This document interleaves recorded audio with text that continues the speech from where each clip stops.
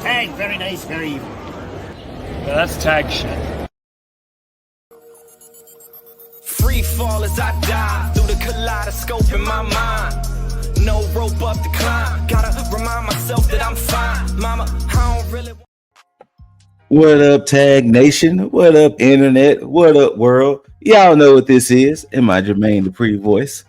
This is another episode of that NXT.A.G with your boy, ScooterRay. Now, we are coming off of NXT that was in Houston, which was an amazing show, by the way. You know, we did a full-fledged kind of deep dive into it last week. Myself, my little brother Tyke B, Jaeger, and Dizzle, we were all in attendance. Trust, you can check the episode out. We were in that thing. We were there.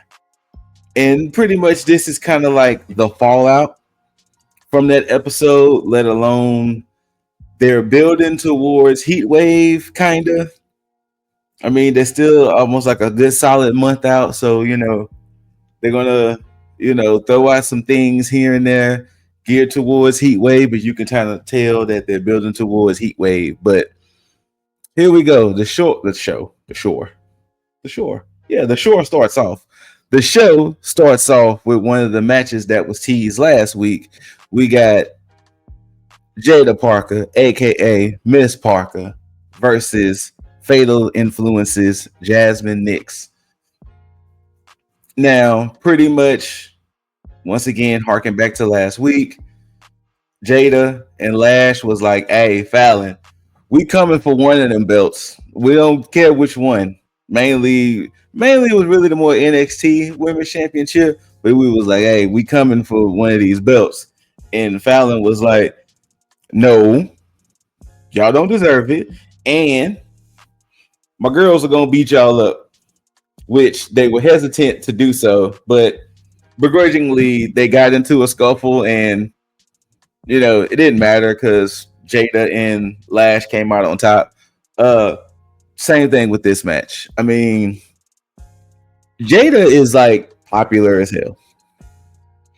I don't know in the end what they want to do. I don't know if they want to make her women's champ, the women's North American champ, or just let her popularity just ride out. But kind of like what Dizzle was saying when we did the Houston review, some of these people, you can definitely tell is not manufactured love. The moment her music hit, people go crazy. So yeah, it's not a fluke. Definitely, it's not piped in noises like they used to do back in the day. But this is real legit love that the people have for Jada Parker, and it's definitely shown. But she gets the dub. Ultimately, I really wouldn't mind seeing her with one of these championships. At this point, depending on where they go with the Blake Monroe side of things, I really wouldn't mind Jada having the NXT Women's Championship. I really wouldn't. But I know they have some things cooking with what they want to do. So it's going to be interesting ultimately to see where they go with that. But I don't know. I'm intrigued. But like I said, Jada gets the dub. To me, it is still so funny how Fatal Influence is the most dysfunctional functioning stable.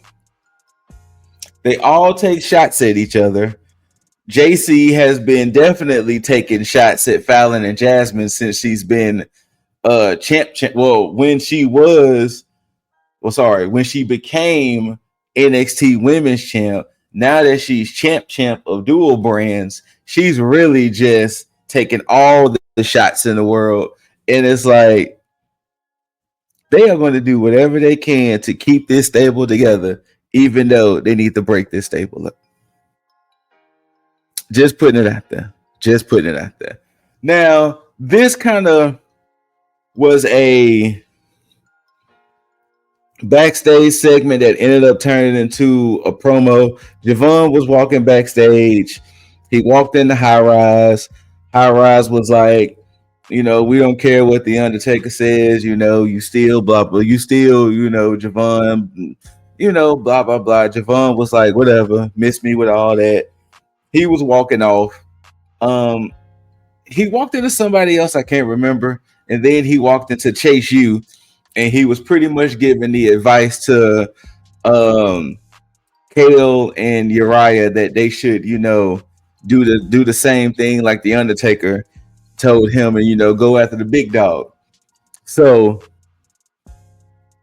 more on that later. More on that later with Chase U. But then it leads to Javon going out to the ring, and pretty much he's about to call out the big dog until Trick Williams comes out. And basically, Trick was like, I'm the big dog around here, this, that, and the third. Javon starts flaming Trick Willie. He starts being like, fam, ain't nobody talking about you. Like, ain't nobody worrying about you. Ain't nobody thinking about you. Like, whatever. He was like, I was about to call out Oba until you interrupted me. And he was like, oh, Oba. Maybe I should go ahead and be Oba. And I could be on the mountaintop with JC with 2 belts. And then High Rise come out there, and High Rise pretty much was on the side of Trick. Of course, they've been kind of running buddies. And Wesley was like, well, look, I'm going to beat up Javon tonight for you, so you ain't even got to worry about it. And then Javon was like, well, look, if you can get the match done with Ava, then we can do it. And before it happens, Javon was like, but hey, I'm going to go down swinging. So he kind of like punches Wes, and then he pretty much gets swarmed on. He eventually eats a cardiac kick, and that was pretty much the end of that. Now, going back to Chase U's Uriah and Kale, they are both with chairs in their hands, waiting outside the locker room. And their plan is, hey, if you beat up the champions, they will eventually give you title shots in the coming weeks. So they're sitting there formulating this plan outside the locker room.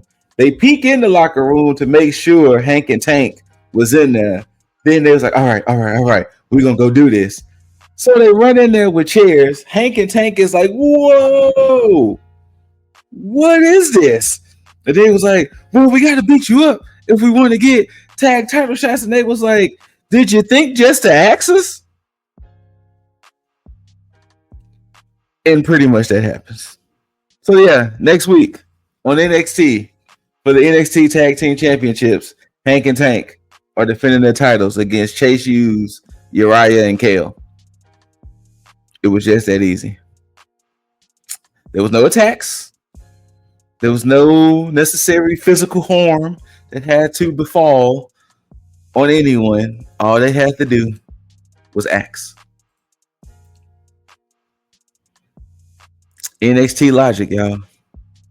Beat a person up, get what you want.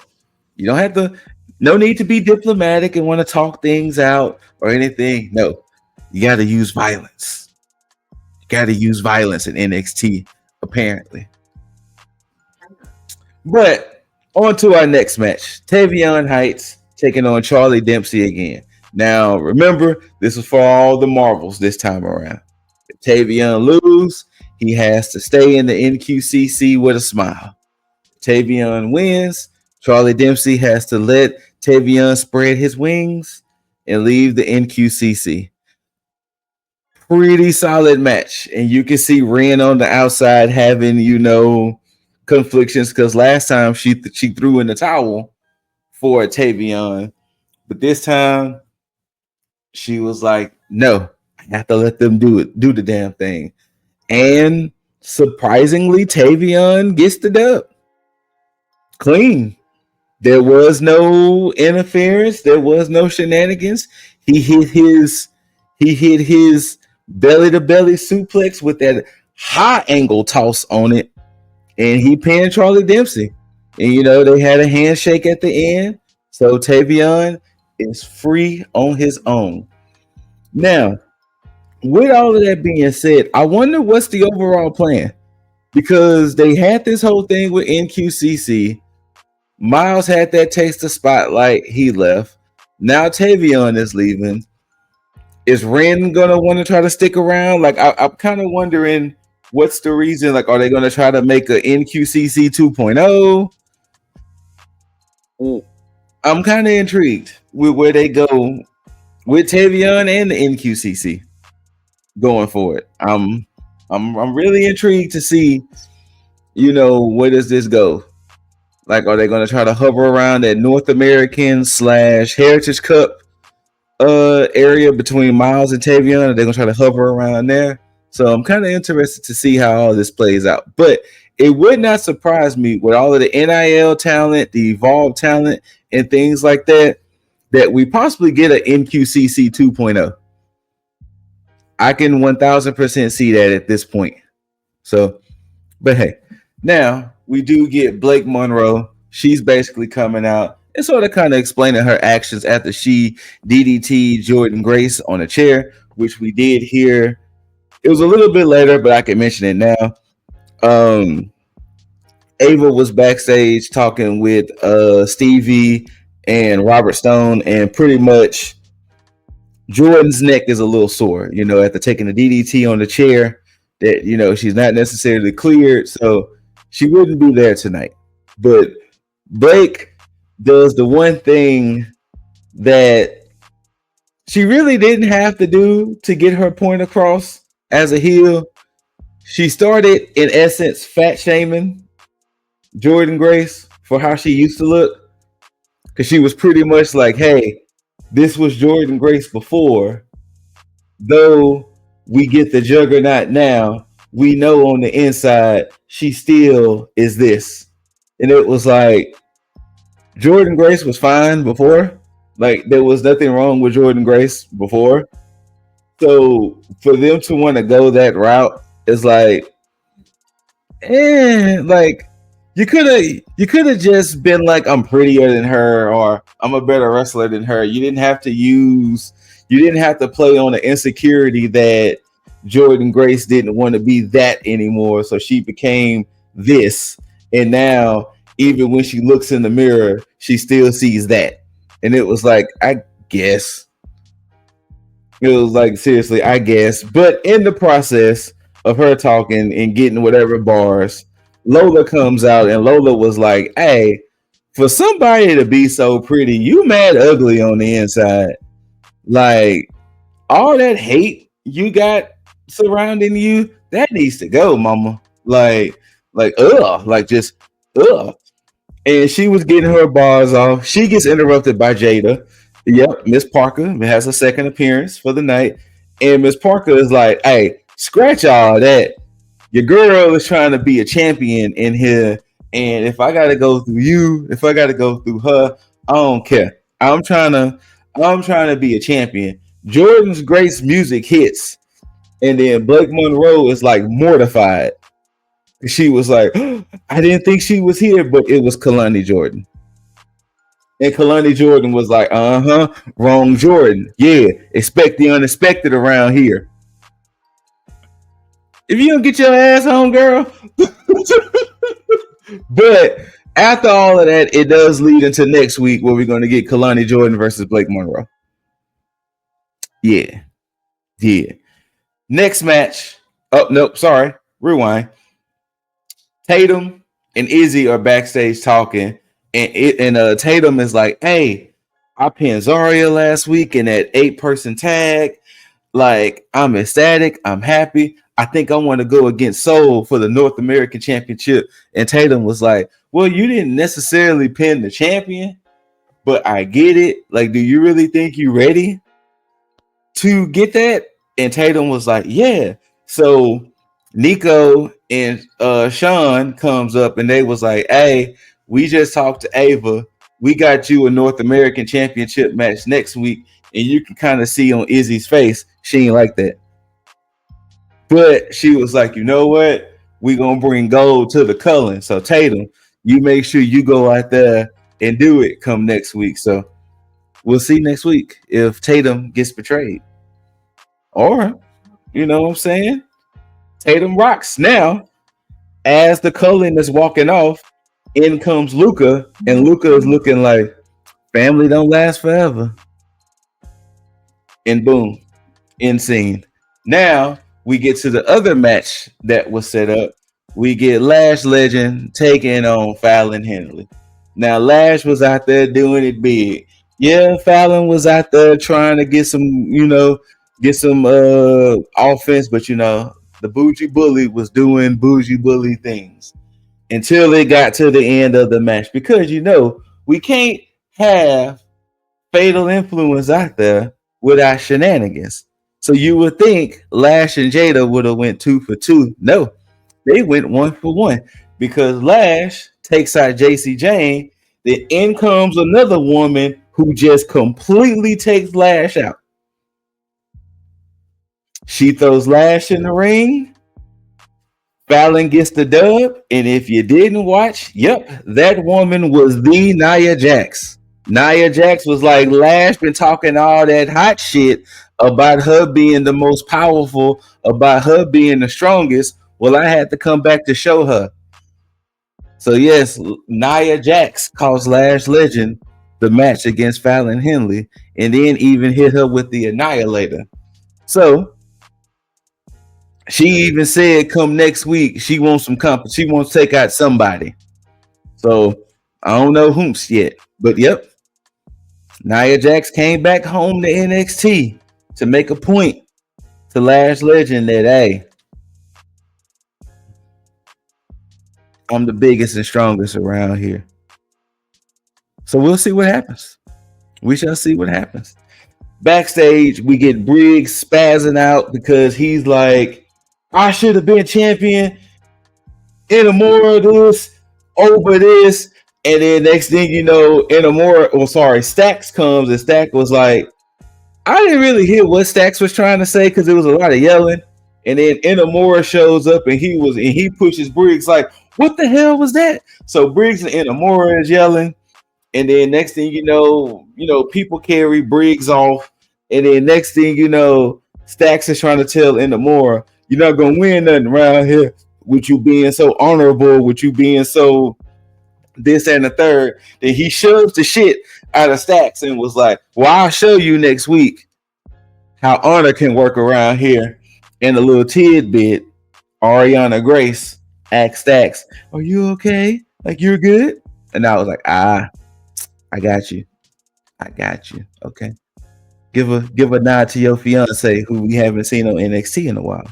I got you, Stacks. I got you. Then we get to that promised, well, I didn't say promise, from the chaos earlier. We do get Javon Evans, Wesley. Look here. This was pretty much a high-class squash match. Yeah, Lee was getting his licks in here and there and getting his offense in. But Javon was a man on a mission. Trick Willie was out there on commentary, but Javon was a man on a mission. And he wasn't going to be stopped. In between him beating up on Wes, in between him beating up on Tyson and Tyreek,